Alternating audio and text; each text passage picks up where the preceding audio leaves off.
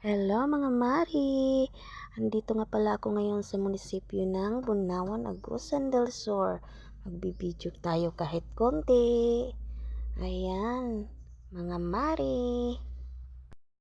Kaya ayan mga mari, habang nagbibideo ako, nabidyohan ko nga pala si Angelo.